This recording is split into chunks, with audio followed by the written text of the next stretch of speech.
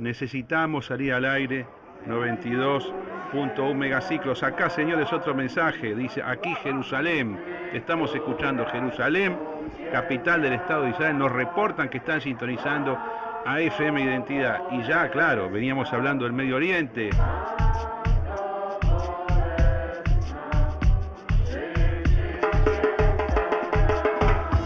Más economía, más veracidad, más realidad, más ratón.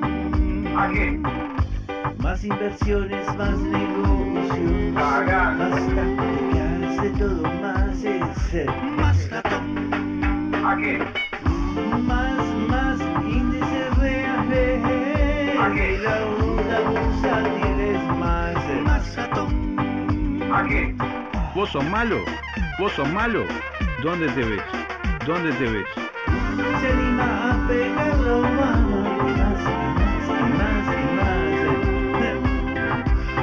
ratón. Miren lo que pasó. Humillación para Barack Obama. Salamín, Salamín, Salamín, Salamín. Podría haber aprendido algo. Más ratón. Cambiemos de tema. Cuando no se puede, no se puede. Más ratón. Cuando no se puede, no se puede. Más ratón.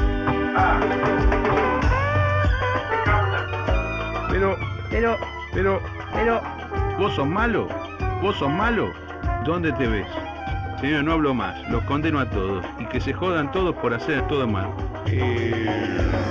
Buenos días, amigos, aquí desde el estudio de FM Identidad, Carlos Maslatón y Germán Gegenchat, como cualquier día no feriado, con ustedes hasta las 8 de la mañana, pero tenemos también en el piso de la emisora la grata visita de uno de los más grandes economistas nacionales, analistas económicos, docentes, escritores de libros, adaptados a la comprensión del gran público para que la gente pueda aprender economía desde la base y además ir al fondo de las cuestiones económicas, al fondo de los debates, las diferentes corrientes de pensamiento, que era algo que se hacía hace 30, 40 años, por lo menos cuando yo estudiaba, y ahora pasó de moda. ¿De quién estamos hablando? Sí, por supuesto, ni nada menos, nada más ni nada menos que el economista Javier Milei. Su nombre completo, en realidad nunca lo dijimos aquí, es Javier Gerardo Milei. Y nos trae en esta mañana del 8 de diciembre su nuevo libro, Lecturas de Economía en tiempos del Kirchnerismo. El prólogo es nada más ni nada menos que de Ricardo López Murphy y la editorial se llama Grupo Unión. Estamos con Gegenchat, listos para analizar política y economía. El programa va a ser intensísimo porque también a las 7:15, vamos a hablar 15 minutos. ¿Con quién? Con José Venegas, viejo columnista de esta emisora, que tenía un programa, Esta Lengua es Mía, hasta el año 2013. Bueno, ahora no está en la emisora, pero de todas maneras va a conversar con nosotros sobre su nuevo libro acerca de las falacias del populismo, las falacias del socialismo latinoamericano del siglo XXI. ¿Cómo va, Gegenchat? Muy bien, buenos días. Bueno, veo que este es un programa muy de izquierda, ¿no? Bueno, esto es para los que nos acusan a vos y a mí de peronista, populista, no sé las cosas que nos acusan. Ya van varios días el programa. Si me acusan a mí me declaro culpable. Bueno, o sea, está bien, el programa de hoy no, es totalmente... Es injusto con vos. Bueno, a mí me da lo mismo. Pero acá el programa es totalmente liberal. Milei, ¿cómo andás? ¿Qué tal, muchachos? Es un placer enorme estar de vuelta por esta zona y, bueno, divirtiéndome un poco con teoría monetaria hoy, ¿no? Pero contame, ¿qué pasó en estos meses que hemos, no digamos perdido contacto, porque yo te leía en el Facebook, pero no pudiste venir aquí a la emisora, más o menos unos 3 meses aproximadamente, creo yo? La economía argentina, ¿cómo la está manejando el gobierno? ¿No te parece a vos que encontraron la manera, a través de sofisticados mecanismos de control monetario y de control social y de presiones, de patear las cosas para adelante sin que se resuelvan en el corto plazo? Bueno, esto nosotros los veníamos analizando. El gobierno, la idea central que tiene es comprar tiempo. O sea, básicamente la forma de comprar tiempo es conseguir endeudarse, ¿sí? Entonces, básicamente lo que el gobierno hace es tratar de buscar dólares como sea, de la manera que sea, Y el punto es cuántos dólares necesita para llegar hasta el diciembre del 2015, ¿no? Que es cuando es la entrega del mandato. La verdad es que cuando uno mira los distintos análisis, en general muchos de esos análisis son bastante flojitos, son bastante débiles. ¿Por qué? Porque no incluyen todos los números. Exactamente, porque solamente se focalizan en el tema de que el año que viene el gobierno tiene cerca de 13.000 millones de dólares de vencimientos de deuda, pero entonces, digamos, ese es el número que miran, y la realidad es que la cuestión es bastante más compleja, porque si yo quisiera, digamos, sostener esta situación, digamos, también tendría que conseguir el financiamiento para el déficit fiscal. El déficit fiscal de Argentina hoy ronda en los 30.000 millones de dólares. Entonces, cuando vos sacás... ¿Tanto? Claro, exactamente. Hoy Ahí Argentina... ahí estás incluyendo sector público total, con provincias, No, con no, todo. no, no, no. Solo Estado federal. Solamente estoy tomando el gobierno Está bien, pero central. mira, pero yo ya mismo te voy a contrarrefutar dentro de lo que es mi conocimiento. Esos 30.000 millones son pesos, no son dólares. Algunos son pesos, otros son dólares. Eso es lo Bueno, que quería aclarar.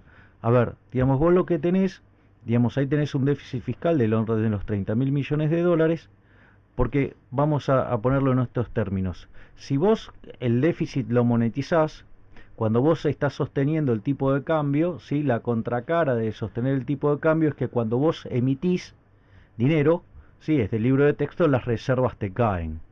Entonces, si vos querés sacar cuántos dólares vos necesitas para sostener esta situación, es el déficit fiscal más los vencimientos de deuda. Eso, digamos, te da algo así como 43.000 millones de dólares, que si lo querés redondear son 45.000 millones de dólares. ahora, en esos 30.000 millones de dólares, Hay 15.000 millones de dólares que son los vinculados a todas las importaciones energéticas, con lo cual son en dólares. esos son en dólares, porque vos tenés que tener en cuenta que como Argentina no es sujeto de crédito digno, por decirlo de alguna manera, Argentina solamente le inyectan gas y todo lo que le tienen que dar, se lo dan a cambio de poner la plata. O sea, Argentina no tiene crédito. Si ustedes recuerdan, hace poco había 7 barcos en Bahía Blanca dando vuelta y Argentina no le pagaba, ¿no? O sea, tenía un problema por Bien, 350 entonces millones de tenemos, dólares son Argentina. 13.600 millones de dólares, estos son vencimientos financieros. Tenemos 30.000 millones de dólares, Sí, de los cuales la mitad son en dólares, que son, exactamente. eso es déficit del presupuesto. A propósito, el déficit del presupuesto, si va a ser de 30.000 millones de dólares, estamos hablando sobre PBI, ya 7-8% de déficit sobre PBI. Argentina está en el orden de un déficit fiscal del orden del 7% del PBI. Esto hace muchísimo tiempo que no se ve de esta manera, semejante déficit Claro, fiscal sobre presupuesto. es más, la parte interesante de esto es que en el caso del sector público nacional, este déficit, digamos, este año es con una relativamente carga chica de intereses, y el problema es que cuando uno limpia todas las cosméticas, ¿no? Digamos, lo que son las ganancias del Banco Central, que son absolutamente espurias, lo que tiene que ver con la plata que viene del ANSES, ¿no? Digamos, todos mecanismos de cosméticas para hacer lucir mejor los resultados. Esto pone en jaque eso de lo que andan diciendo mucho de que Argentina es un país solvente. Vos para determinar la solvencia fiscal, sí, vos básicamente al determinar la capacidad de pago es el valor presente de tus superávits primarios futuros, ¿no? Y Argentina tiene déficit. Es decir, Argentina básicamente para alcanzar la condición de solvencia intertemporal, digamos, en los mecanismos tradicionales y asumiendo que Argentina pudiera crecer en orden del 3%, ¿sí? Eso implicaría que Argentina tendría que tener un superávit primario de 2 puntos del PBI, y Argentina tiene un resultado primario negativo de 5 puntos del PBI. Es decir, Argentina tiene desde el vamos un desequilibrio de 7 puntos del PBI. Y esto es muy importante porque no hay ningún economista que lo esté diciendo dentro de los que están en los programas de gobierno. Y después, por otra parte... ¿Y en los que son más independientes, alguien está alertando sobre estos números? La verdad es que no, o sea, la sensación que tengo es que el tema fiscal no está sobre el tapete, y la realidad es que también es cierto que algunos de manera velada hablan de algún tema y del ajuste gradual, ¿no? Y entonces ahí, digamos, yo también hice las cuentas de cómo debería ser el mecanismo para hacer un ajuste gradual. El ajuste gradual requiere un nivel de incremento del resultado primario año a año del orden del 0,7% del PBI, ¿sí? Que claramente si vos creces es más fácil de lograr. Y básicamente ahí también hay otro error, y esto también se liga con los problemas de teoría monetaria. O sea, cuando vos haces un programa de estabilización, el impacto que va a tener en el empleo depende fundamentalmente, digo, de la confianza, entre otras cosas. O sea, porque para mí hay algunas cuestiones adicionales que hay que discutir.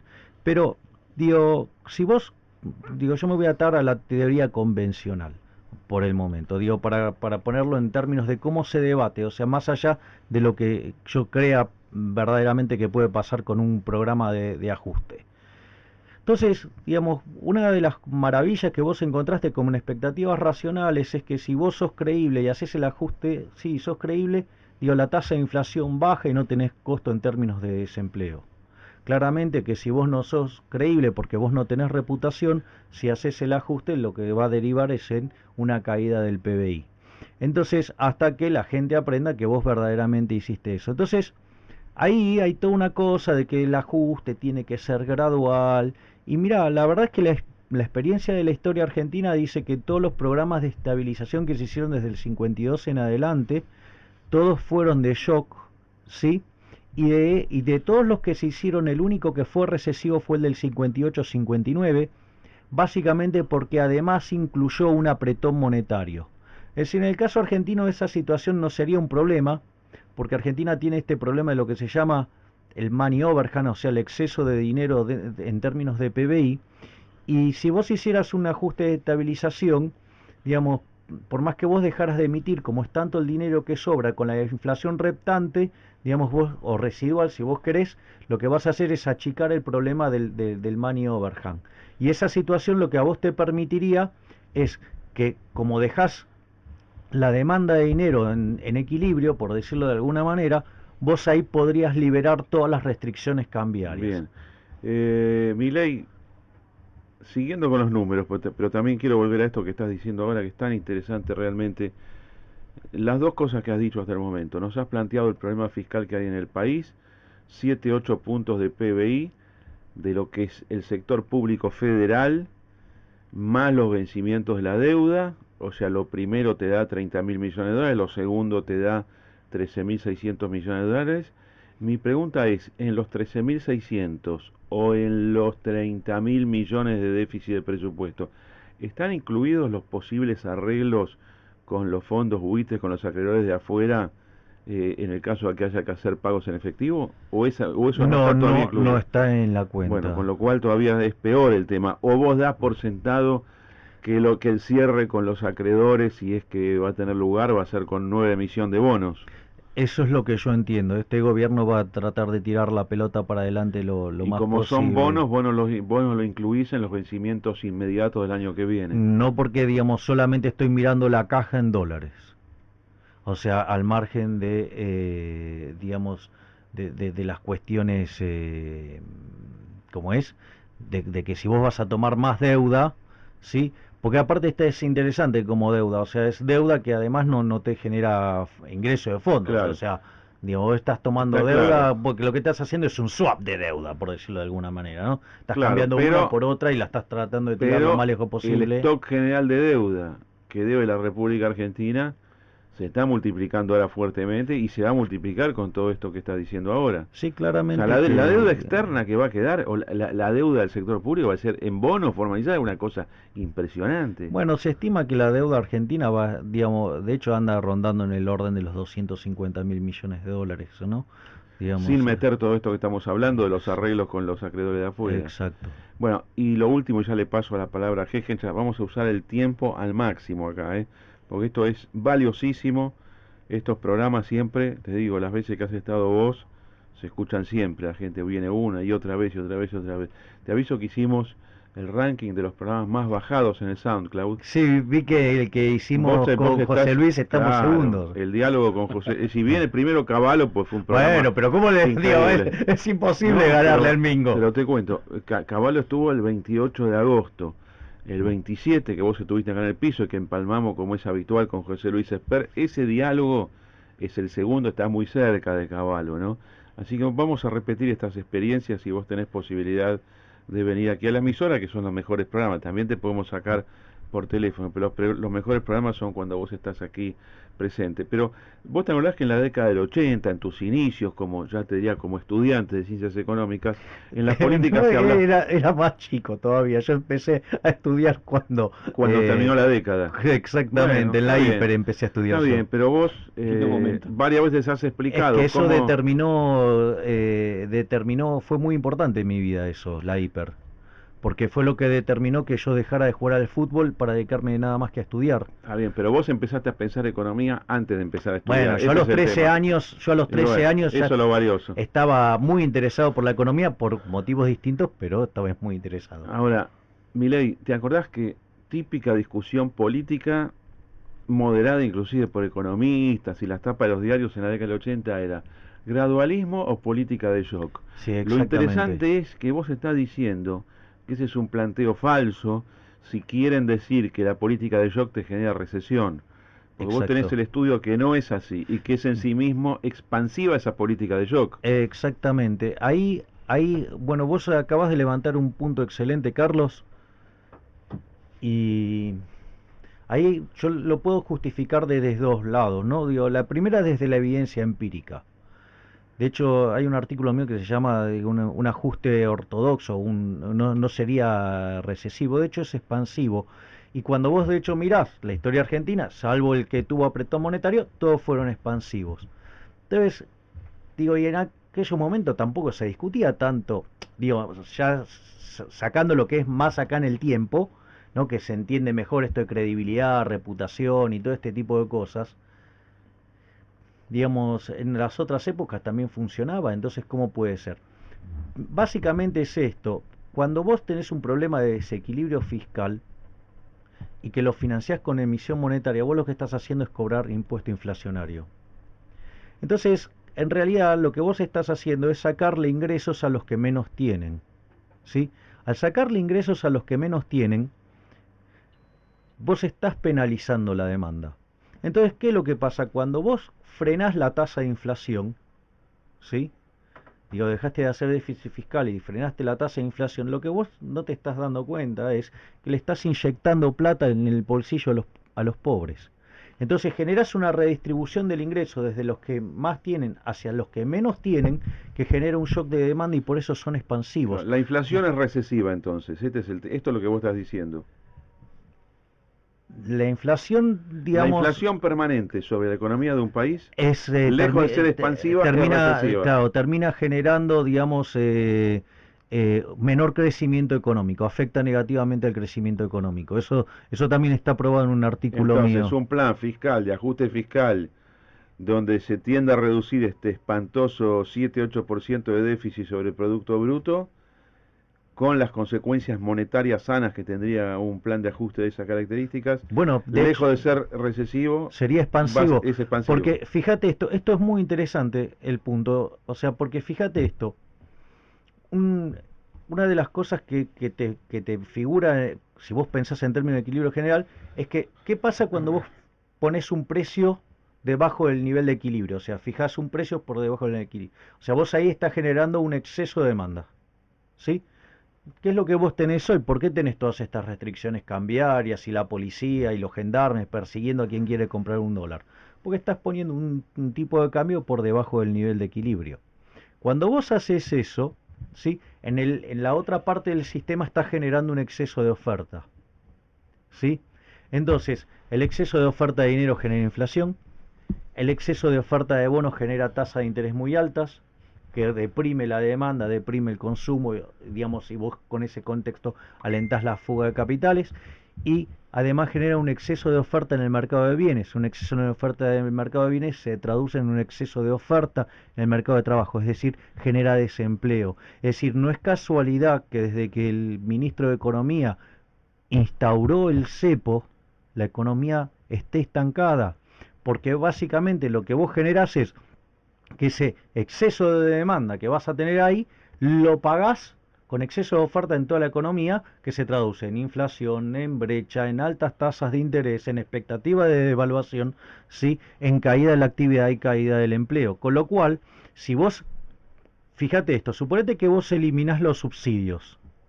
Bueno, una de las cosas que te va a pasar es que como esos son como 5 puntos del PBI o un poco más, digamos, lo que va a hacer es que lo que vos necesitas emitir para financiar el déficit fiscal va a caer fuertemente. Al caer fuertemente el déficit fiscal, la tasa de inflación, como vos estás dejando de emitir, cae la tasa de inflación. Entonces, en el fondo, ¿qué es lo que vos estás haciendo? Le dejás de cobrar impuestos a los pobres, ¿sí?, que están financiando a los ricos vía de, servicios subsidiados. Consecuentemente, lo que vos estás haciendo es una redistribución del ingreso desde los que más tienen hacia los que menos tienen. O sea, digo, este gobierno que se jacta de progresista hace justamente todo lo contrario. Entonces, cuando vos producís esa reasignación de recursos, en lugar de generar una caída de la demanda, lo que vas a generar es un shock de demanda. Y si a esto vos le sumás el hecho de que cuando vos, digamos, eliminas el money overhang, el sobrante de pesos, podés liberar el mercado cambiario, y al liberar el mercado cambiario, liberás el nivel de actividad, automáticamente toda la economía te va a ir para arriba. Entonces, el problema está en cómo se piensan los problemas. Los problemas están, en general, la calidad de la discusión es muy pobre. A raíz de lo que vos dijiste, dos temas. Uno, que te quería preguntar es si vos partís de la base de un piso de déficit fiscal del 4, 4,5, que es lo que dicen que es el último trimestre de este año, o un poquito más inclusive. Esa es una, o sea, vos partís de ese piso y decís, bueno, en el 2015 va a haber 3 puntos más, y por eso llegás al 7. Esa es la primera. La segunda, el segundo tema es cómo ves la cosa de acuerdo a las declaraciones económicas de dos de los principales candidatos, digamos, porque todavía el sionismo no se sabe qué va a hacer, sobre todo, viste, si te tomás en serio que lo que dijo ayer Scioli de que va a recibir un país desendeudado y ordenado, realmente te das cuenta que está en otro canal, pero de todas maneras tenemos dos declaraciones importantes en materia económica. Acá lo que vos escuchaste que una vez ya dijo Delgado de parte de Massa, que son declaraciones que vos conocés, no sé si la tenés presente, pero básicamente habló de liberar... ¿Tuviste alguna vez que hablamos con Ricardo Delgado? Ricardo no salió al aire cuando estaba yo en el piso. Bueno. Pero ahora hace poco habló, ¿no?, de liberación del tipo de cambio, es un plan de tipo de shock más que gradual. Y después, por otro lado... Pero no en lo fiscal, yo estoy de acuerdo con vos, el tema fiscal está minimizado por todos los economistas que están en los partidos políticos y en general por los economistas que analizan simplemente.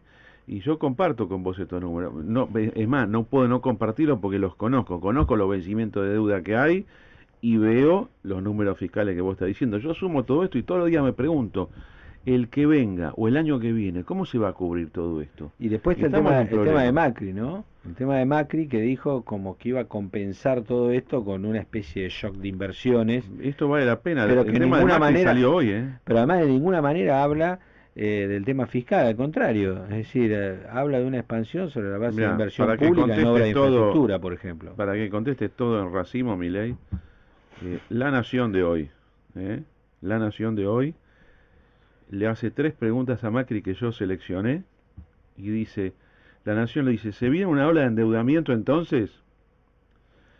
¿Qué es lo que vos estarías diciendo? ¿Cómo vas a pagar todo esto? O emitís, o tomás deuda, o defaulteás. Macri dice, endeudarse para crecer e invertir es muy saludable.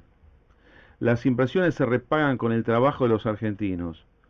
Otra cosa es lo que se hizo muchas veces, endeudarse para gastos corrientes. Yo ya me imagino tu contestación. Y vos que sos un militante contra el keynesianismo, mirá lo que le dice el periodista hoy a Macri, está en La Nación. Dice, una especie de New Deal, recordemos que es el nombre que se le dio al plan económico de Roosevelt desde el año 33 en adelante para reformar el viejo orden capitalista liberal. ¿Qué contesta Macri? Desarrollista, dice. Prefiero la versión localista, una versión del New Deal en la Argentina. Bueno, esto es una frase que no significa nada. Pero después dice, ¿qué haría con la inflación? Le pregunta el periodista de La Nación a Macri. Y mira lo que dice. A partir del shock de inversiones y del plan de infraestructura, la meta es bajar la inflación a un dígito en el término de un año. O sea, él cree que la inflación es un problema de baja oferta de bienes y servicios. No cree que hay un ingrediente artificial de incentivación de la demanda, que vos tantas veces lo describís y hoy también. A ver, Como quieras, Milei, hasta acá por donde quieras. No, y habría que completar la idea de Macri con lo que dijo antes, que no está en ese artículo, de que él habla siempre de hacer una especie de expansión de la obra pública en materia de infraestructura, ¿no? Que eso también... Pero qué lindo todo eso sin ir a los problemas de fondo. A ver, digo como para cerrar un poco el voy combo a, de Macri. voy a empezar desde lo más fácil a lo más complejo. El desarrollismo es a la economía seria como la acrotoxina a la oncología. ¿Ok? Digamos, verdaderamente es una suerte de remedio homeopático. La verdad que, digamos, no califica lo más mínimo como una teoría de algo. O sea, verdaderamente es una pobre idea, digamos, acerca del funcionamiento económico. Pero queda lindo decir que en lugar de ser ortodoxo sos desarrollista. Pero Dios, como queda lindo decir que sos keynesiano, término que yo sé que a vos te irrita muchísimo. No, a mí no se te ocurra decirme keynesiano. No, a vos no, pero pero vos viste, por ejemplo, un tipo de izquierda, en lugar de decir, mira, yo creo en la planificación central de la economía, creo que no tiene que haber precios, creo en el comunismo, yo soy keynesiano, te dicen. Bueno, ahí pasa para vos casi lo mismo. Bueno, ahí no, pero vos sabés que bueno, eso si querés discutimos acerca del keynesianismo, pero después hay otro tema, ¿no? Esto, esa peregrina idea de que, bueno, entonces como yo vengo, cambio la confianza y entonces vienen las inversiones. Bueno, desde mi punto de vista eso es un error. Es decir, eso es como creer en los Reyes Magos, ¿no? La realidad es que con la presión fiscal que tiene Argentina no va a poder crecer. O sea, Argentina, digamos, la presión fiscal llega a cerca del 50% del PBI. Argentina está estancado básicamente porque la presión fiscal es monstruosa. Es decir, aun cuando vos arregles el problema fiscal, ¿sí? Vos arregles el problema monetario, vos podrías dejar la economía, sí, con estabilidad de precios, sí, pero no te alcanza porque con este nivel de presión fiscal no es factible invertir. Entonces, esa es la parte que tampoco vende el problema. O sea, acá hay que, aparte porque después vienen y dicen, no, porque vos querés ajustar el gasto y eso es porque vos odias a la gente y no tenés corazón y no sé qué cosa, ¿no? Digamos, porque aparte es un argumento muy interesante los progresistas, ¿no? Que quieren tanto a los pobres que lo único que hacen es políticas económicas que los multiplican. Pero al margen de eso, lo interesante es que si vos, o sea, mirás lo que es la ejecución presupuestaria, todas las partidas vinculadas a los gastos sociales están todas subejecutadas. O sea, están en torno al 20-30% de ejecución, y todas las partidas que tienen que ver con los desmadres políticos, ¿sí?, están todas sobre ejecutadas. Entonces la realidad es que sería interesante que la gente abra los ojos, que esto de la distribución del ingreso y del modelo nacional y popular y todo eso es un verso enorme para mantenerlos engañados. Entonces ese es otro problema. Después, el hecho de creer que el problema, digamos, de la inflación se arregla con más inversión, eso verdaderamente es como creer que a Newton no le cayó la manzana en la cabeza, ¿no? Sino que en realidad le agarró un ataque de Palermo y salió a cabecear el árbol, ¿no? Y entonces le pegaba cabezazos a las manzanas. O sea, a ver, digamos, la inversión es un concepto de demanda. Es decir, si vos tenés más demanda, ¿sí?, vos generás digamos, más presión sobre el nivel de precios, no menos. Es decir, lo que vos tenés que hacer de última será recalibrar, digamos, qué es consumo y qué es inversión, ¿sí? Y la verdad que para tener inversión necesitas tener ahorro, ¿sí? Y la principal fuente destructora de ahorro es el sector público.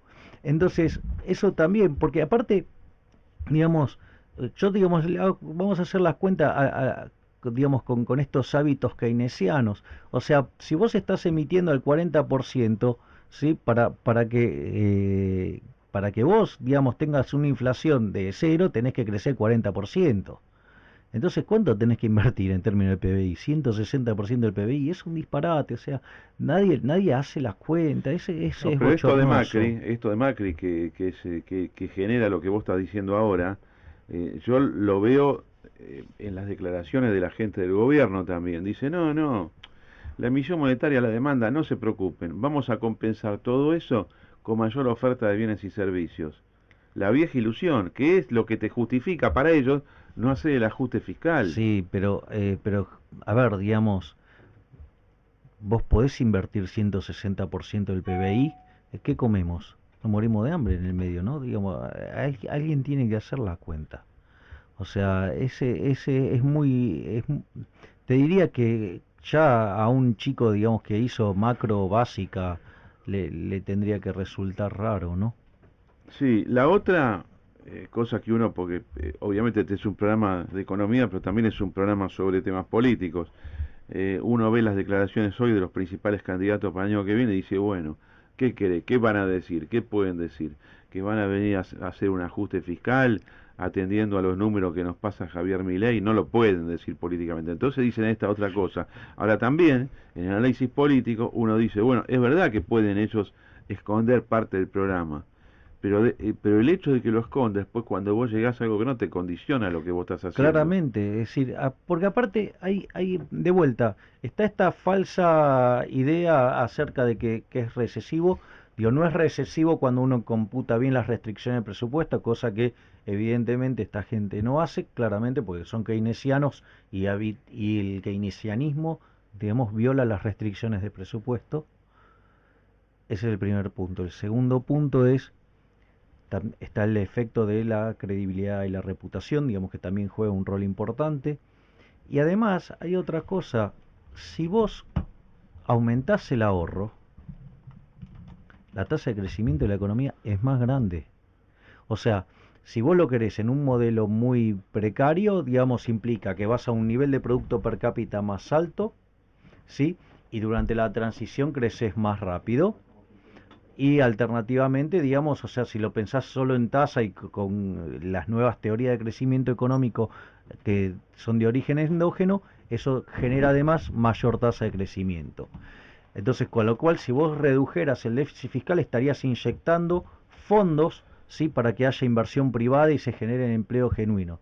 Y por otra parte, lo interesante es que si vos le quitaras carga a la economía del sector público, esos recursos vos los trasladarías para que los tenga el sector privado para invertir.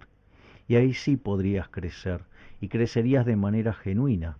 Entonces, la realidad, o sea, una parte, digamos, cuando vos le devuelvas la plata, la gente se la va a consumir, pero, digamos, el gobierno se la consume toda. Con lo cual, lo que tengas de residuo de ahorro va a implicar que vas a tener más crecimiento. Así es que eso es lo que, como yo lo veo, pero de vuelta, a veces parece que uno es un obsesivo, pero esta enfermedad keynesiana que nos aqueja, digo, es lo que nos está hundiendo. Hace 70 años que el keynesianismo y con las ideas delirantes de la inflación estructural de Julio Hipólito Guillermo Olivera, lo digo así bien abiertamente, ¿sí? Y la irresponsabilidad fiscal de Keynes han hecho esto que es la macroeconomía del populismo, y es lo que Argentina ha hecho, que siendo un país rico a mitad del siglo XX, hoy sea un país de frontera, es decir, un país menos que emergente, y vamos caminos a ser pobres. Claro, el tema es que si uno revisa, y más allá de las simpatías políticas que cada uno tenga, o de las antipatías, la verdad que vos esto que estás planteando no lo está diciendo nadie, absolutamente nadie, en ninguna de los tres principales candidatos, Scioli, Massa y Macri, ni siquiera en los que van a competir con ellos, contra ellos, o podrían competir en las internas, en las PASO, tampoco se ve este planteo. Y nuevamente, yo me estoy haciendo una autocrítica porque un tipo como Heigens o cualquiera que sabe de política, analista, me dice: Mario Panatón, ¿qué van a decir ahora? Está bien, pero con este de que no lo van a decir ahora, yo observo que en los últimos 13 años, esto que vos estás diciendo salió totalmente del lenguaje político. Y esto es preocupante el año que viene, es preocupante después, los que lleguen, que pueden ser más o menos oficialistas que los que están ahora, algunos son muy antioficialistas respecto de ahora, otros son más cercanos, tipo Scioli, quizá Macri esté en el medio, el más opositor sea Massa, pero lo mismo, en ninguno de los tres grandes frentes con posibilidad real electoral, nosotros observamos ni siquiera en las conversaciones reservadas con sus principales referentes económicos este planteo fiscal que vos estás haciendo, de fiscal, moneda y crecimiento. Sí, o sea, y tiene una contracara en el sector externo, o sea, claro, digo, es integral el programa, ¿no? En moneda quizás encontremos algún correlato con lo que vos decís, en desregulaciones encontramos, pero en la gravedad del déficit, porque vos dijiste algo muy interesante, vos dijiste, no es solamente el déficit. Exacto. Aun cuando tengamos cero, y esto yo lo quiero rescatar, Argentina no puede crecer con el nivel de impuestos que tiene. Exactamente, está ahogado por la presión impositiva. O sea, el Estado tiene el 50% de todo lo que se produce. Exacto, fíjate, esto es muy interesante, o sea, hace poco un conjunto de keynesianos, menos uno, ¿sí?, se juntaron para discutir el estancamiento secular digamos, acerca de los países europeos, ¿no? Entonces, nada, como tienen estancamiento, que era lo que recomendaron todos los adoradores de la religión del Estado, que son los keynesianos, más gasto público, más irresponsabilidad fiscal. Y entonces, la verdad es que el único que dice que lo que están diciendo está todo mal es uno que se dedica a crecimiento, que es Mokir. Digo, pero es uno solo, ¿no? O sea, le dice, bueno, que dice Krugman, digo, lo que están diciendo todos esto está todo mal. O sea, no tienen en cuenta lo que está pasando en el mundo, no la están viendo. Pero es interesante porque si vos te fijas, en la zona del mundo donde hay mayor presión fiscal y donde hay una mayor carga del Estado, del sector público, es en Europa. Y claro, por ende crece menos. Es decir, ¿y qué es lo que están recomendando los keynesianos? Más intervención, más sector público. En el fondo... Están recomendando reactivación vía expansión monetaria. Pero es que en el fondo el problema radica en que las condiciones no están para invertir. Cuando el gobierno te saca tanto, cuando el gobierno te expolia de semejante manera, vos no tenés retorno. Es decir, la competitividad es ganar plata. ¿Sí? Digo, acá también está siempre confundido eso de la competitividad, que es destrozar el salario de los trabajadores. Eso está mal. Es decir, la competitividad depende de una serie de factores. Uno de los factores que depende es de la presión impositiva. Si vos tenés una presión impositiva muy alta, ¿sí?, no podés crecer. ¿Sí? Si vos tenés una tasa de interés muy alta, no podés acumular capital. ¿Sí? Entonces, por ejemplo, fíjate vos todos los destrozos que hizo este gobierno. Te reventó con la presión fiscal, con lo cual te quitó retorno desde ese lado, y como tenés una política externa deplorable, el riesgo país argentino es enorme. Con lo cual, por el lado de la tasa de interés no vas, por el lado de la tasa impositiva no vas. Es más, otro elemento muy importante para que vos seas competitivo es que puedas hacer escala. Claro. Para que vos puedas hacer escala tenés que abrir la economía. ¿Qué hizo este gobierno durante estos años? Lo único que hizo fue cerrar la economía. Bien. Entonces, y generaste un desmadre fiscal, que se generó un desmadre monetario y un quilombo inflacionario, ¿sí? Perdiste un montón de reservas. Para que tengan una idea, Argentina tendría que tener en el orden de 100.000 millones de dólares de reservas. Digo, para tener una idea del destrozo que se hizo, computando las que compró el Central y las perdió por la otra ventana por emitir pesos. Y entonces, ¿qué es lo que pasa? Tu número de reservas ahora es, más allá del oficial, limpiado de aquellos activos que no son propios. Mirá, hoy tienen 29, sí, hoy tienen 29.000, pero tenés que sacar 7.000 de los bancos, le tenés que sacar 2.000 o casi 3.000 que ya le prestaron. ¿Disponible cuánto tiene? No, bueno, y sacarle, le tenés que sacar como 10.000 millones. Entonces, digo, cuando vos haces la cuenta, o sea, las verdaderas reservas, digamos, le quedan en menos de 20.000 y para operar como está operando la economía hoy necesita por lo menos tener 25.000 millones, 26.000 millones de dólares de reserva. Con lo cual los números no dan. Bueno. O sea, por eso tenés 5.000 millones de dólares pisados a los importadores, ¿no? Que eso también hay que restársela. Hay que restársela, y claro. cuando te querés dar cuenta, la situación... Por eso, digamos, tenés estos controles tipo la Gestapo dando vuelta aquel que quiere comprar un dólar. O sea, pero eso... la verdad que si funcionara así, digamos, o sea, Diocleciano sería el campeón Diocleciano, emperador romano del siglo IV. Exactamente. Primero que sufrió los efectos de la inflación. No, digamos, no. Primero que reprimió. Claro, con mataba a la pena de gente, muerte. mataba a la gente, o sea, y eso hizo que la gente huyera de Roma, o sea, la población de Roma se destruyó, con lo cual se destruyó el sistema de comercio, se destruyó todo el sistema que habían construido, y ahí es cuando el mundo entra en la Edad Media y después, o sea, el mundo queda estancado por más o menos 1000 años.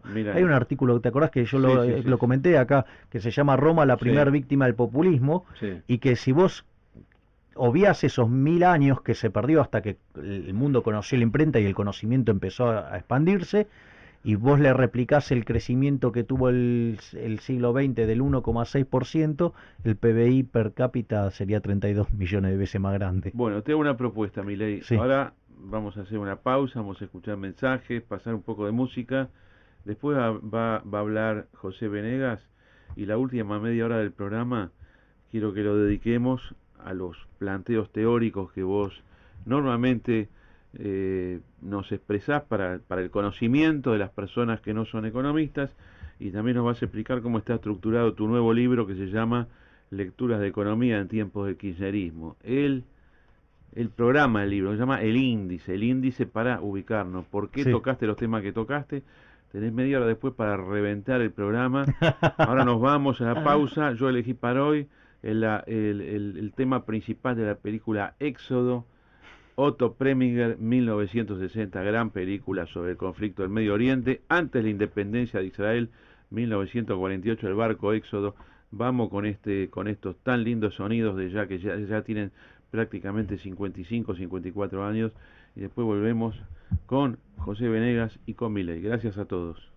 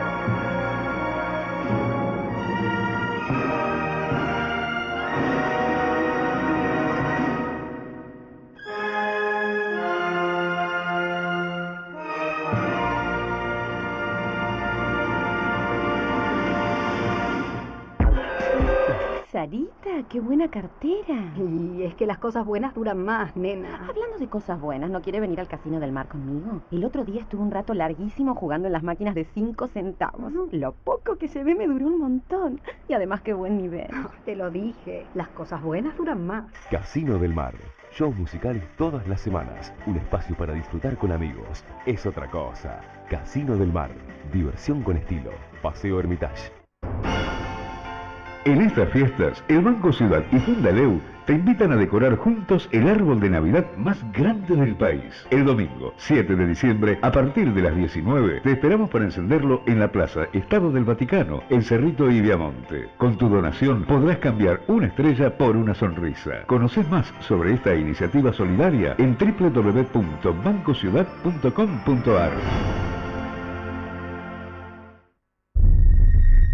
La historia secreta del robo al Banco Río.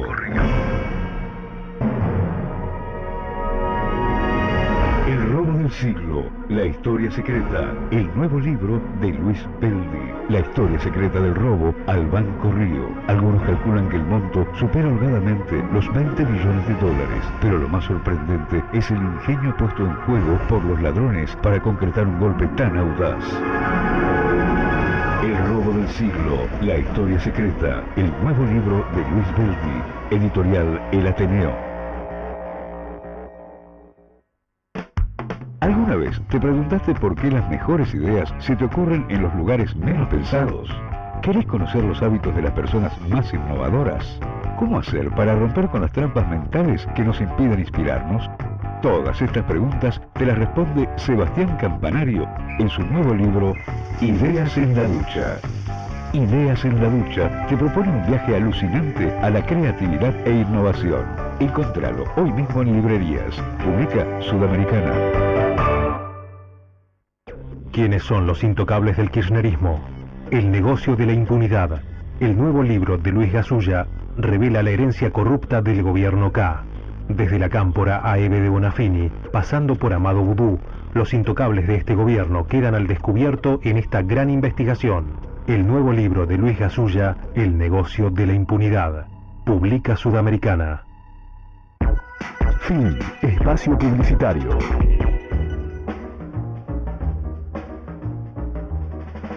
Carlos, Germán, Eduardo de Palermo, que tengan un buen día, un buen lunes. Como estaba escuchando atentamente la editorial. Bueno, 2015 creo que va a ser complicado. Sin ser economista, ir aplicando un poco la lógica o el poco sentido común que uno tiene. Bueno, hay que ver las evaluaciones que hay, el gasto por energía, hay que restarle lo que ingresa y el año que viene va a haber una escasez muy grande de dólares. Lo van a seguir financiando con la emisión, pero en algún momento esto termina, culmina, y ahí se viene el gran destape. Bueno, ustedes lo pueden explicar mejor, ¿eh? Abrazo, que tengan un buen día, Eduardo de Palermo. Sí, buen día. Habla Eduardo de Villadelina. Bueno, un gusto escucharlo nuevamente a Milei en tu programa. Y la pregunta es para el doctor José Venegas, si vamos a tener el placer de escucharlo nuevamente el 2015, si tiene algo previsto acá por AM o FM. Bueno, un gusto y saludos para todos.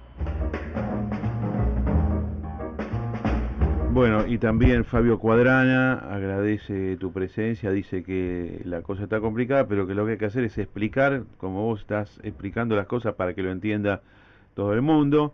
Hernán Sotero González, así de bestia la pregunta, pero tiene razón, que explique Milei cómo carajo se va a abrir el cepo. Así que después lo vas a explicar, sí, claro, seguramente, sí, para vos es pan comido. Sí, José Venegas, aquí te estamos recibiendo desde el piso de FM Identidad, más Latón, el economista Milei, el analista político, el abogado Germán Gegenchat. Bienvenido al programa. Muchas gracias, un abrazo para todos. Ahí tenés una pregunta de un oyente, ¿no? Que también te quieren escuchar. ¿Algún plan, algo que le puedas informar a la opinión pública? No, por ahora no tenemos nada, estoy fuera de la radio, pero estoy escribiendo, esta es mi actividad principal en este momento. Bueno, pero puede haber una sorpresa en el año, te podemos escuchar en algún lado, en alguna estación del mundo, ¿no? Sorpresas puede haber, pero por ahora no. Bueno. Se van a enterar. Bueno, el libro tuyo, lo presentaste la semana pasada en el Museo Roca. que está ahí en la calle Vicente López, en el barrio de La Recoleta. Yo asistí, tu presentador fue Ricardo López Murphy. El libro se llama 10 ideas falsas que favorecen al despotismo. Y subtítulo tiene Las dictaduras del siglo XXI en las mentes de sus víctimas. Qué interesante el subtítulo también, ¿no? Sí, porque tiene mucho que ver. Esto es el resultado de una conferencia que vos diste el año pasado, este año. Así es. Déjame contar que también estuvo Seferino Reato presentándolo. Tenés razón, sí, perdón, sí. Y sí, ese resultado. Me invitaron a principios de este año a dar una charla, una organización del exilio cubano, en las bibliotecas públicas de Miami, a hablar de todos estos movimientos, el chavismo, Correa, Evo Morales, Argentina. Yo me esfuerzo mucho por meter a Argentina, porque en realidad al lado de los otros se suele subestimar el problema de Argentina, y tiene unas características más sutiles, pero también más profundas y más pesadas en algunas cosas. Y que para mí es el segundo más grave Argentina, Venegas, ¿eh? Viene Venezuela y después Argentina. En términos, digamos así, de cosa violenta, física, de avance autoritario más concreto, sí, ¿no? Ahora, la Argentina ha estado callada como no ha estado callado ninguno de los otros países. Bien. Nunca hubo grupos de estudiantes en las calles ni cosas por el estilo, no pasó nada de eso, y las oposiciones nuestras han estado explicando que en realidad no había que hacer nada. Esto ha sido mucho más constante que en los otros países. Bueno, la cuestión es que querían un poco que hiciera el raconto de cómo se produjeron estas cosas, y yo dije, no, que no es un problema de hechos, es un problema de ideas que están presentes también en aquellos que se oponen, en la sociedad que protesta y que después se ve desanimado o decepcionado de alguna manera por los resultados, ¿no? Están pidiendo cosas que terminan alimentando aquello que después se produce, por lo cual se llora. Yo ponía este cuento que lo habremos oído todos, ¿no? Esa idea del huevo. Uno pone el huevo a hervir, el otro quita la cáscara, el otro hace no sé qué cosa, el otro lo sirve, y el gordito le pone sal y se lo come, ¿no? Bueno, es un poco lo que pasó con el kirchnerismo en la Argentina. Todo, digamos, el aparataje ideológico de pensamiento estatista, igualitarista, victimizante de la población, etcétera, buenista, pobrista, todo ese aparataje estaba presente antes de que Kirchner apareciera, y Kirchner era un gran oportunista, ¿no? Que tomó eso, lo mezcló con el resentimiento del pasado de la cuestión de los derechos humanos y hizo un cóctel explosivo. Entonces lo que hice en el libro fue hacer un raconto de cuáles son esas ideas, que para mí, hay otras, ¿no? Pero las ideas en concreto que utilizaron estos regímenes, y ahí está, por ejemplo, la idea de la democracia absoluta, ¿no? Este fin de semana el Papa insiste con eso, cuando dice, la señora esta tiene que llegar hasta el 2015 como sea. Bueno, eso no tiene nada que ver con la idea de la democracia, no hay un como sea en la democracia, porque se supone que hay una legalidad y hay una legitimidad propia, que es que nosotros somos los gobernantes, y nosotros somos los gobernantes, somos nosotros los que tenemos que llegar hasta el 2015 como sea. Esa es una de las 10 ideas, ¿no?, la que estás diciendo. Esta es una, la democracia absoluta, como idea falsa. Después, ¿Por dónde sigue? Sí. Después, bueno, la socialdemocracia, ¿no? Está bastante subestimado el papel de la socialdemocracia en la producción de estos regímenes, pero la socialdemocracia lo que hace es cambiar la explicación sobre el Estado y sobre el gobierno. Ya no es un aparato relativamente peligroso de que hay que cuidarse, que hay que declarar derechos y que hay que utilizar para perseguir a los ladrones, en todo caso, sino una especie de casa paterna donde se van a solucionar nuestros problemas y nos van a proteger y qué sé yo, hasta van a decidir si nuestro vecino nos dice petizo, cosas horribles, y también van a relativizar la cuestión del robo, porque hay que comprenderlo el robo, porque como no, la gente no ha sido provista como la socialdemocracia piensa. Bueno, todo eso, además de llevar a un fracaso económico, porque la socialdemocracia desconoce las condiciones de la vida, los bienes tienen que ser producidos, no repartidos, hace que la doctrina sobre el Estado cambie y que todas las defensas contra ese aparato peligroso de poder, que vienen con mucha experiencia previa, que después se vuelca en el movimiento constitucional, desaparezca, por un lado. Por otro lado, que los ciudadanos dejen de ser ciudadanos para pasar a ser una especie de criados frente al Estado. Bien. ¿No? Ya no tienen el mismo... Ese fenómeno que vos viste cuando fuiste a Venezuela de sometimiento total y absoluto como si fuera una religión y que el chavismo lo mostraba en el momento de la muerte de Chávez, lo que demuestra es lo contrario de lo que quieren demostrar. Quieren demostrar legitimidad y lo que están demostrando es sometimiento. Esos no son ciudadanos, esos son siervos. Si vos ibas a cualquier plantación del sur de los Estados Unidos en la época de la esclavitud, la relación no era muy diferente de los esclavos con sus amos, ¿no? También era una relación de protección, ¿no? También era una relación. Desde el momento que el tipo que está en una nómina salarial pública tiene la obligación de ir a las marchas, eso ya es esclavitud. Pero además, yo te había contado, tuviste la amabilidad en el 2012 de sacarme al aire, hablando yo desde Caracas y vos conduciendo aquí desde Buenos Aires, que los tipos ponían a lo largo de las grandes calles de Caracas donde se convocaba a la gente, unas especies de corrales de metal, donde la gente, créeme que no podía salir, había tanta gente, entonces vos estabas acorralado para que te quedes las 8 horas delirantes del acto chavista. Eso es la negación de la libertad, la democracia, es totalitarismo del más absoluto, ¿no? Claro, y a mí lo que me interesa destacar es que en eso vuelca el buenismo anterior, ¿no? Claro. Las, entre comillas, buenas intenciones de la democracia vuelcan en eso. Sí. ¿Por qué? Por haber cambiado la doctrina sobre el Estado. Es como que mañana te expliquen, de hecho lo están explicando, que los ladrones son buenos, ¿no? Y que lo que tenés que hacer es invitarlos a tomar el té. Pero es tal Vas a terminar con un tiro. Vas a terminar con un tiro en la cabeza, ¿entendés? La socialdemocracia tiene una especialidad en comprarse buzones, así como lo hizo con el comunismo en su momento en el siglo pasado, lo ha hecho con estos regímenes latinoamericanos nefastos que vos mencionaste. Pero siempre igual esta gente, ¿eh? No, y no tienen defensas contra eso, y crean. A ver, ¿qué es lo que pasa después de la socialdemocracia? Por ejemplo, para mí está subestimado el papel que tuvo la socialdemocracia en la construcción del nazismo, ¿no? Y creo que toda esa previa explicación de la frustración, que después no se ve coronada porque la socialdemocracia fracasa. Aquí entonces, está, la decepción, te quiero contar que está el economista Javier Milei festejando lo que acabas de decir, ¿no? Ah, bueno.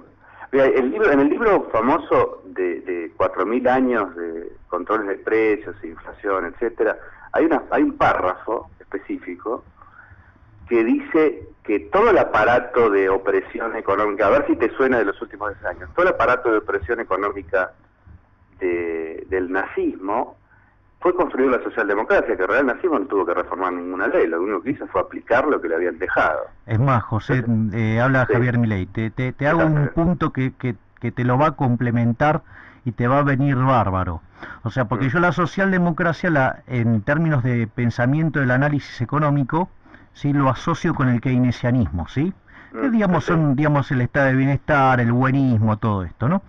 Entonces es muy interesante cuando uno va al prefacio de la teoría general de la edición en alemán, ¿sí? Escrito el 7 de septiembre de 1936 por ese ser deplorable que se llamaba John Maynard Keynes.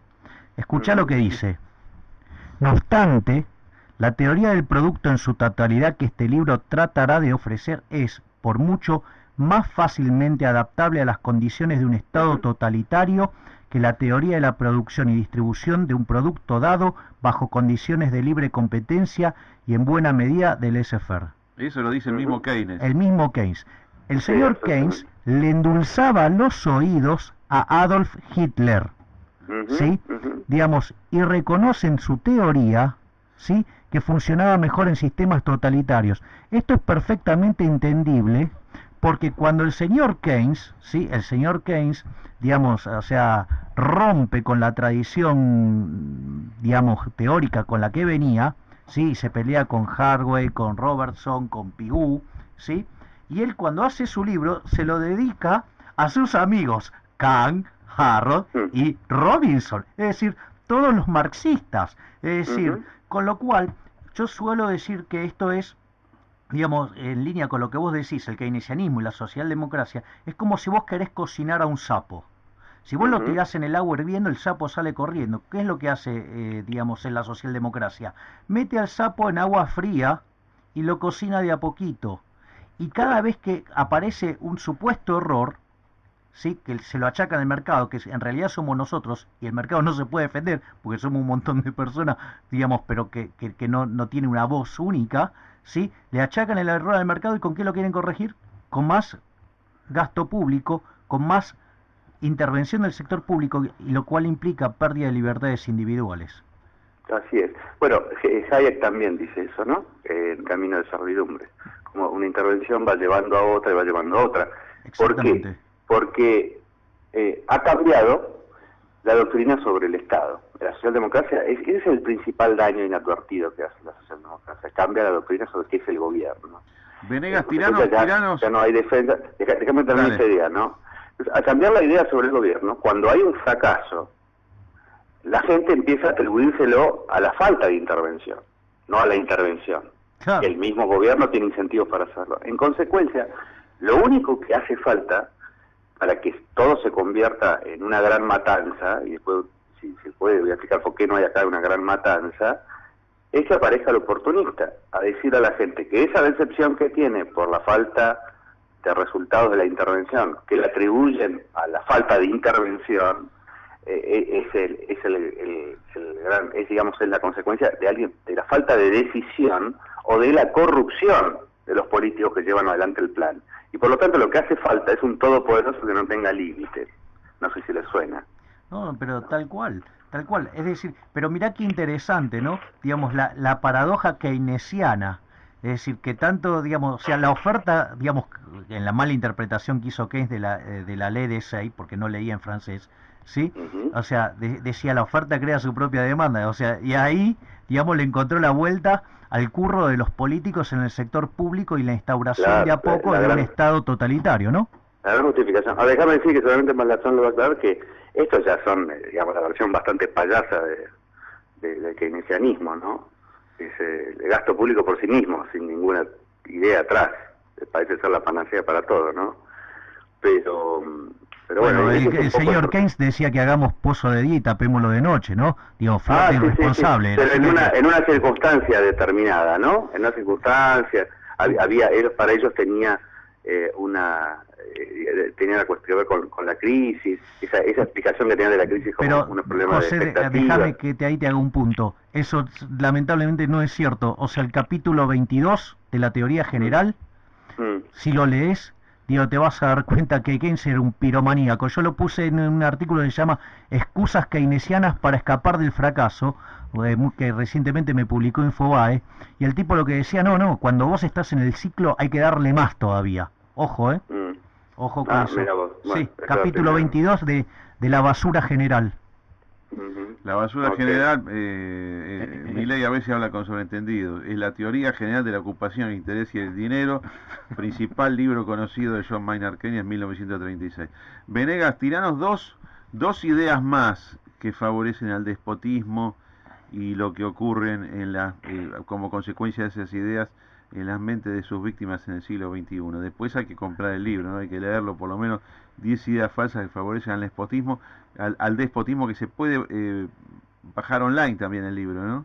Está en Amazon, para los que tienen acceso a Amazon en físico o en Kindle, y si no está en Salguero 1833, que es la librería de una editorial. Bueno, tus dos ideas más preferidas, ya nos ha comentado 2 o 3, tiranos 2 más. A ver, las dos más espantosas. La que tiene que ver mucho con la socialdemocracia es la idea de igualdad, es una y lucha de clases, lo pondría junto, ¿no? La gran falacia, la gran mentira que el siglo XX ha comprado, ya como una doctrina política, la de la igualdad, que no tiene ninguna importancia en el desarrollo humano, yo siempre digo esto, las corrientes migratorias en la historia se han dado por personas que estaban en una situación bastante igual, buscando una desigualdad donde estaban en el último escalón, porque eso es una oportunidad. La igualdad es la explotación de la envidia por parte del gobierno. Lo que uno quiere es prosperar, y en general la forma de prosperar es rodearse de gente que está en lo posible mucho mejor que uno, y no de gente que está igual. Pero la idea de igualdad da la noción de que la falsa noción de que la causa de la situación de uno es consecuencia de la mejor situación del otro, Claro. que es una enorme falsedad. La otra, salteo el tema, voy a la última que menciono, le gustó mucho a López Murphy, es el sistema impositivo, el impuesto a las ganancias, ¿no? Hay una gran alarma con el escándalo de Snowden por la vigilancia a la que se somete a la población, los teléfonos celulares, etcétera. Pero la gran vigilancia del Estado hacia los ciudadanos empieza en el año 1913 con la enmienda 16, donde se establece la constitucionalidad del impuesto a las ganancias y que hace que el Estado esté inquiriendo a toda la población acerca de sus ingresos, dónde tiene el dinero, qué es lo que hace, de qué trabaja, y que también da vuelta a la relación del ciudadano y el Estado, porque es el Estado el que le pide cuentas al ciudadano y no al revés como debería ser. Claro, porque si vos no tuvieses impuesto a las ganancias y se cobraran impuestos, los pocos que se deberían cobrar sobre hechos tributarios específicos, no hace falta armar lo que vos estás denunciando, toda la justificación de tus actividades y tus movimientos. No habría el concepto de lo que horrible concepto antirrepublicano y que impide enormemente la reacción contra estos regímenes despóticos, el horrible concepto de dinero en negro. Claro. O trabajo en negro, ¿no? ¿Cómo puede ser que haya una cosa que se llame trabajo en negro? Solamente el robo debe ser en negro, no el trabajo. Entonces hay algo que está muy equivocado en la doctrina del Estado si hay una cosa que se llama dinero en negro, ¿no? Claro, pero el impuesto si hubiera a la dinero ganancia... del que el Estado no tuviera noticias, sí, nosotros podríamos haber hecho muchas cosas contra esta gente, que no podemos hacer, porque las empresas hoy por hoy están impedidas de manejar dinero en negro. Claro. Ahora, el impuesto a la ganancia tiene una justificación fiscal, hacendística, que es el Estado tiene que pagar fondos, pero hay en el fondo también una justificación de carácter ideológico, que es, yo voy a grabar este hecho, al cual lo considero imponible, porque es muy malo ganar plata, y con esto, en esto de que es muy malo ganar plata, coinciden un montón de escuelas, religiosas, no religiosas, ateas, Claro, marxistas, todo el mundo, y lo compra cualquiera, inclusive alguna gente que se cree liberal, dice, no, pero está bien, vos ganás y tenés que pagar. ¿Por claro, qué? claro. ¿Por qué si es mejor que la plata quede en manos del pueblo con la fuerza expansiva que eso tiene sobre la riqueza de toda la población? Bueno, hay una idea profundamente autoritaria que es esta, ¿no? La de la igualdad, entonces vamos a quitar primero, económicamente falsa, pero no importa, vamos a otro tema. Entonces el trabajo del Estado consiste en igualar. ¿Por qué? Porque vos estás mal, porque ese señor está bien. Entonces, también cambia toda la idea, la doctrina política, dicen, ¿cuál es el problema del ciudadano? ¿El Estado? No, el rico. No, resulta que el rico lo sostiene a todos. Es así. El proceso de enriquecimiento en el mercado es el espejo del enriquecimiento que se le ofrece al mercado. Si yo saco un peso, el mercado ha obtenido algo que ha valorado más que un peso. Entonces es absolutamente al revés. Pero hay que encontrar una doctrina del conflicto interno para que se justifique el avance del gobierno y la vigilancia. Entonces, el problema principal del impuesto a las ganancias, el problema político principal, es el establecimiento de un sistema de vigilancia legitimado, ¿no? E incluso se considera mal esconderle, hay un delito que consiste en engañar al gobierno sobre lo que uno tiene. Una enorme barbaridad. Vos fíjate que hay un enorme garantismo con la cuestión de los delitos, los crímenes de todos los días, y en materia fiscal no existe ningún garantismo, ¿no? Hay que derogar, hay que despenalizar absolutamente cualquier información que uno tenga que dar al Estado. No puede ser parte del derecho penal de recaudación fiscal. En todo caso, el gobierno lo que tiene que hacer es ir a un juzgado y demostrar el gobierno qué es lo que uno se supone que tiene. Ah, pero el gobierno no podía existir así. Bueno, a mí no me importa nada.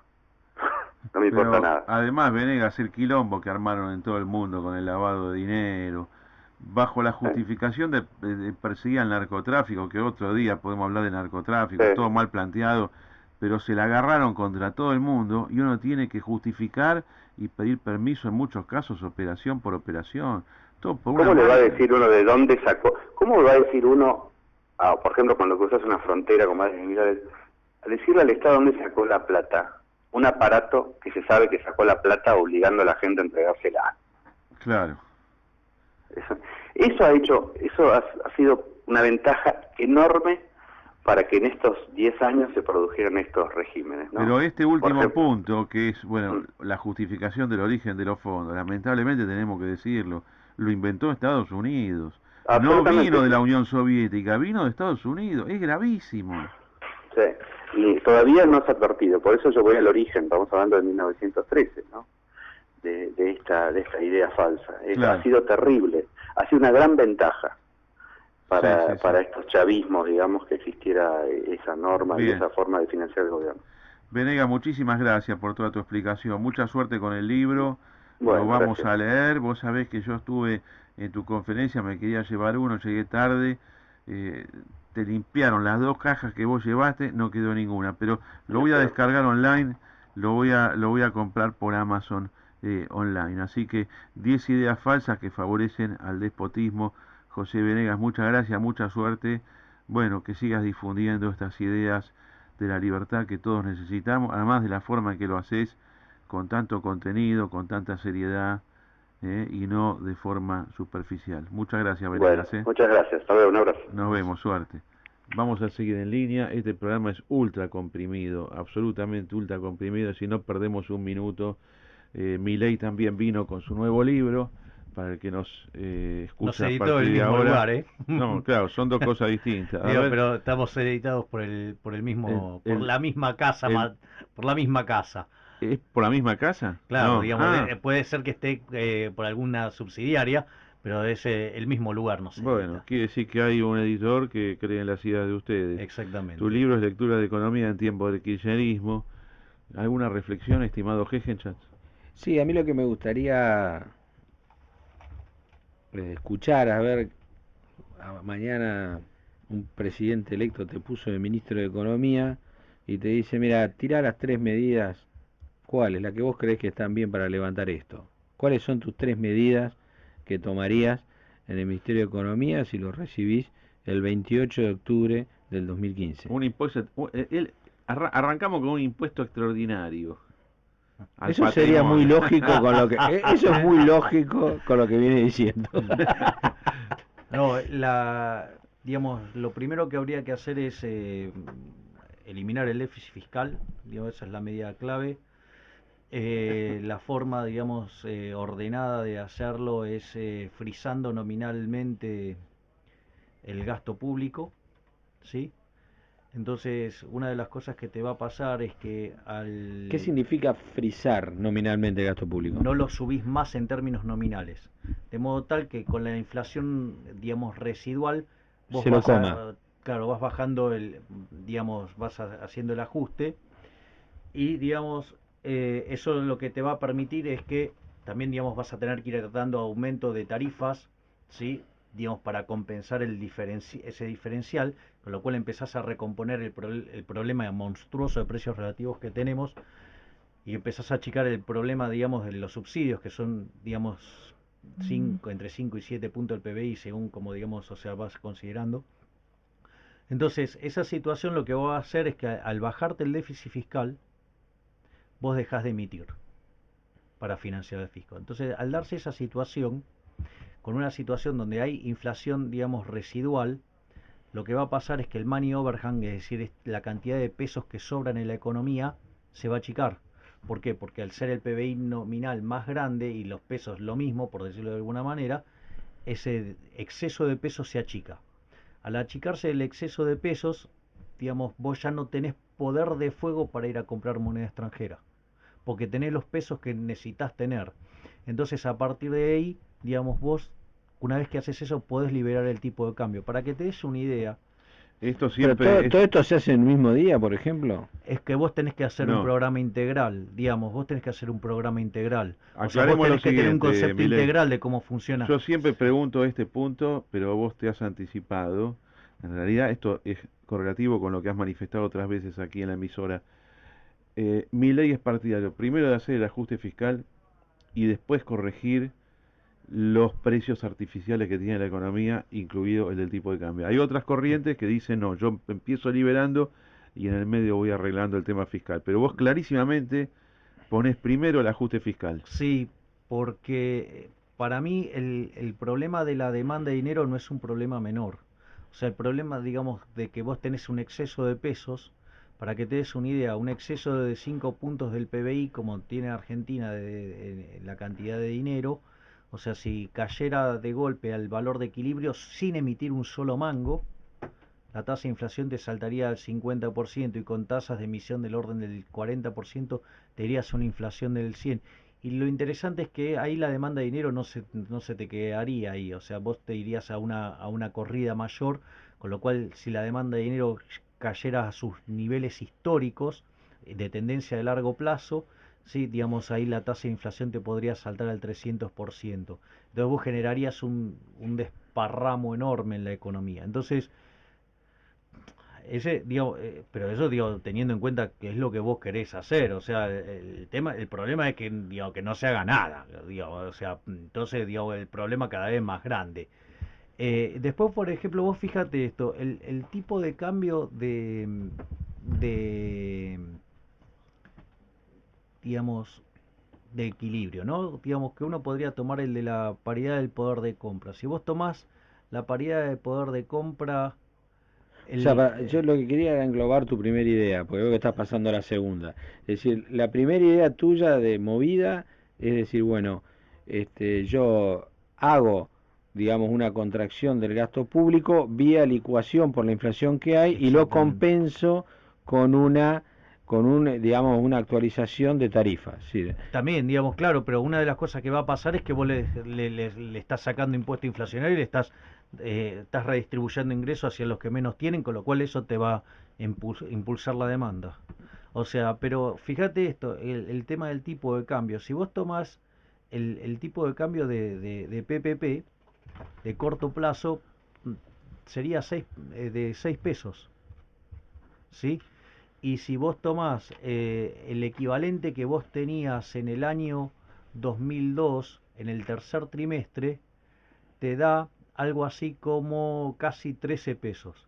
Pero vos fíjate que en el tercer trimestre del 2002, vos venías con la economía que había caído como 25%, teníamos una situación muy parecida a la Gran Depresión, la tasa de desempleo en el 25%, la pobreza digamos en el orden del 50%, la indigencia más o menos en el 25% también, la inflación acelerándose, digamos, veníamos de desfoltear, o sea, con lo cual, digamos, o sea, un tipo de cambio de esas características es de súper desconfianza.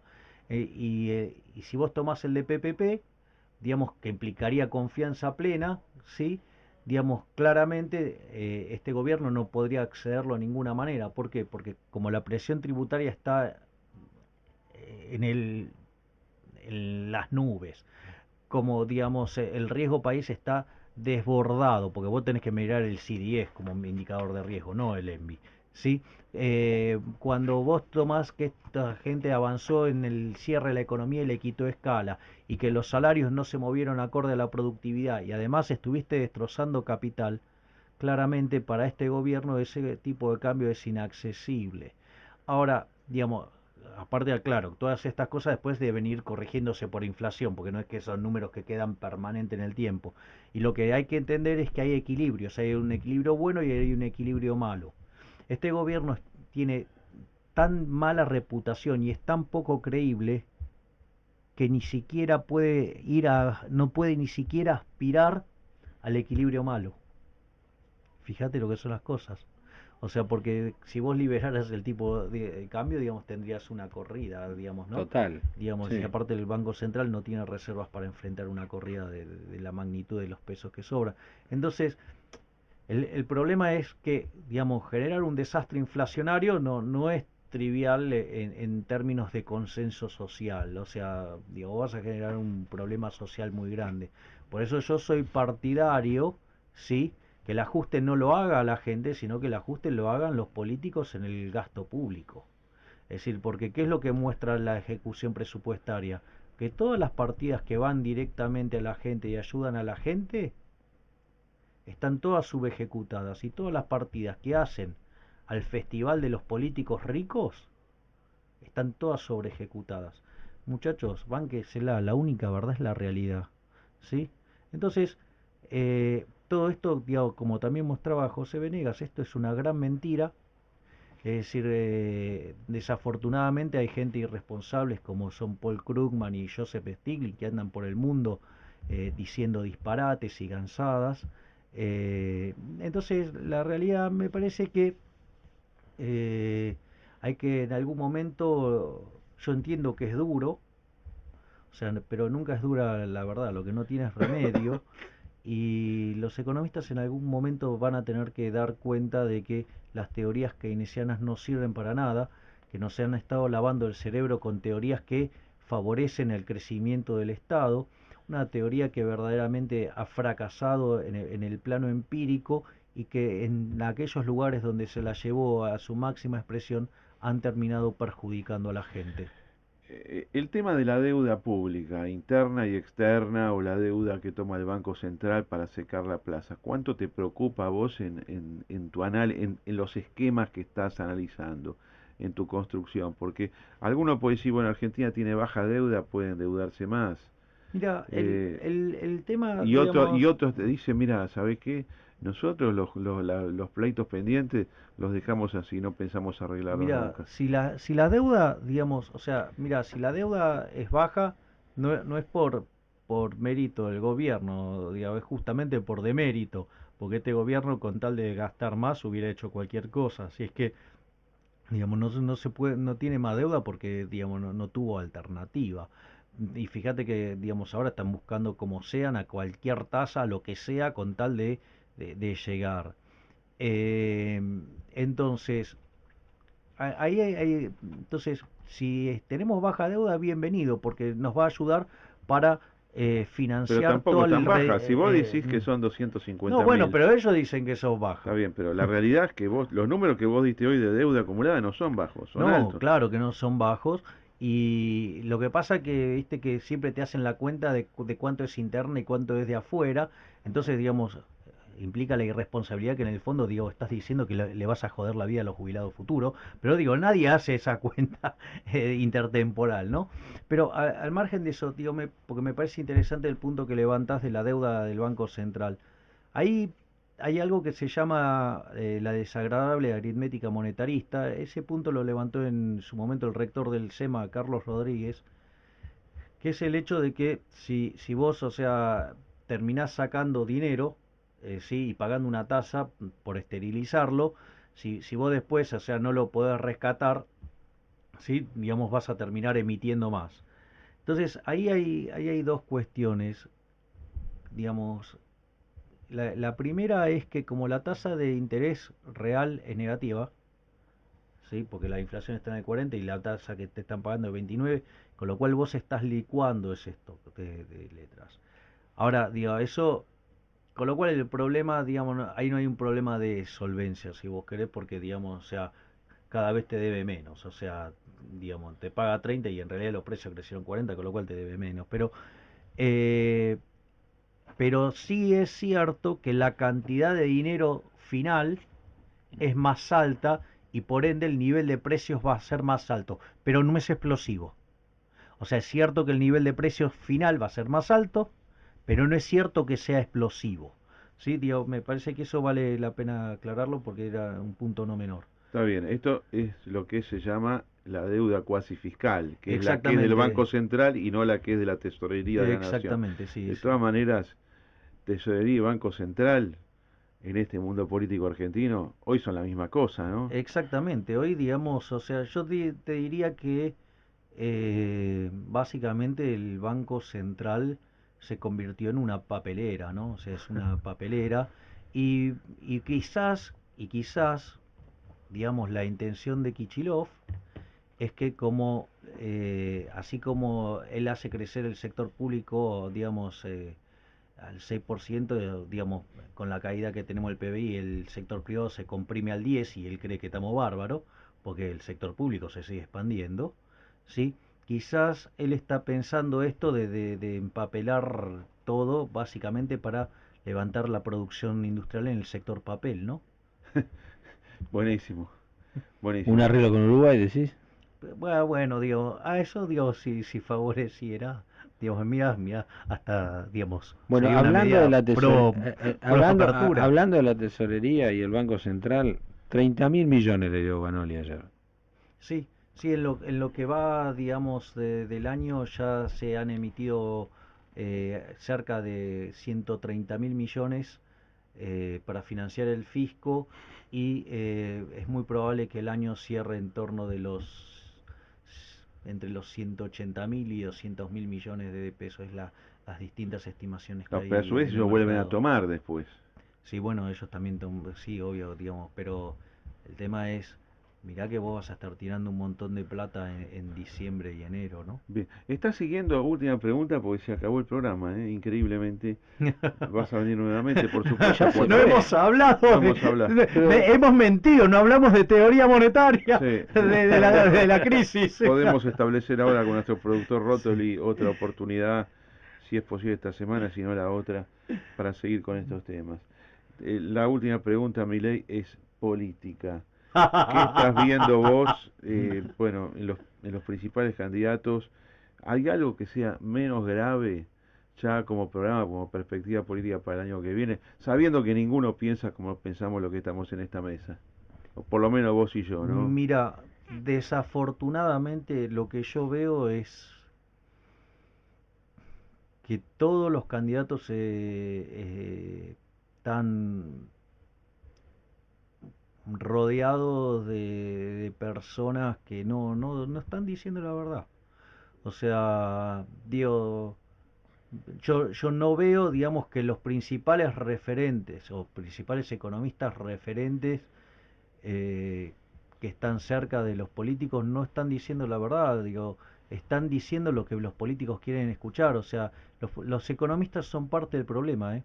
Es decir, los economistas, o sea, de arraigambre keynesiana son más del mismo problema, o sea, y lamentablemente aquellos, digamos, que hacemos un trabajo serio, digamos, tanto por el respeto de las restricciones de presupuesto, como pensar la economía en un contexto de largo plazo, Sí. somos castigados fuertemente y reprobados por la gente, digo, sobre todo por la prensa, ¿no? Porque en general la prensa lo que hace es considerarte que sos un inhumano, y cuando en realidad, o sea, el que verdaderamente se preocupa por la gente somos nosotros.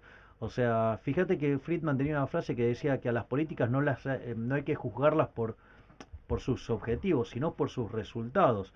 Entonces, digamos, que como decía José Venegas, el buenismo tiene un discurso que los seduce a todos, pero la realidad es que ha hecho de este país un desastre, ¿no? Bien. Yendo a lo de Friedman que dijiste, Último. Justamente, y tu amigo Keynes, ahí está la diferencia, Por ¿no? favor, de que Keynes digamos, tomaba no. la demanda puntual y el otro la No, a ver, la no, extendía en el tiempo. No, a ver, el problema de Keynes es la teoría keynesiana es una falacia total, está llena de errores. Digamos, si quieren, digamos, nos juntamos otro día y explico, digamos, todos los desmanes keynesianos, todos los errores que tiene, y que es una teoría absolutamente inútil, que no sirve para nada, salvo que intentes llevar de a poco a la gente hacia el comunismo. Bueno, fuertísimo. Bueno, lo dice él mismo. La frase que vos citaste sobre que estas ideas se pueden aplicar mucho mejor endulzándole los oídos a Hitler. En el totalitarismo es mortal. ¿Y eso está contenido en la misma teoría general? Sí, hay una edición de Fondo de Cultura Económica que tiene, pero hay varias. Hay una más reciente que es de color azul. Yo tengo la de Fondo de Cultura Económica y está. Sí, pero hay distintas Blanca, versiones. Yo tengo la blanca y la que yo tengo no está. Pero me compré una porque como están todo el tiempo mencionando a este impresentable, entonces, ¿qué hice? Compré una nueva versión y entonces están todos los prefacios a todas las ediciones, ¿no? Entonces, en el prefacio de la edición está el prefacio a la edición alemana, donde, digamos, el tipo le hace la oda a Hitler. Y otra cosa que también es muy importante, con esto cierro, la carta que le escribe el 31 de diciembre de 1933 a Roosevelt, el tipo ya tenía estas ideas, ¿eh? Es decir, y dice, bueno, mire, todavía no le cuente bien a los empresarios de que va porque en el corto plazo usted los necesita. Claro, después usted lo Eso le puso Keynes a Rubén en una carta. Sí, claro, la carta está en Milei, internet. fabuloso todo, jeje chat. Gracias a ambos. Gracias a ustedes. Mañana nos vemos, esto da para mucho más y vamos a continuar. Mucha suerte en el feriado. Vamos a convencer al gobierno. ¿A qué? Más economía, más veracidad, más realidad, más ratón, más inversiones, más negocios, más tácticas, de todo más es más ratón. Más índices reales y la onda bursátil es más ratón. ¿Cómo van? ¿Qué captan? Se anima a pegarle a Obama y más ratón. Él ve el papel para abajo, yo lo veo para arriba. Más ratón. Cagándome. ¿Qué captan? Más ratón. Cagándome. ¿Qué captan? Más ratón.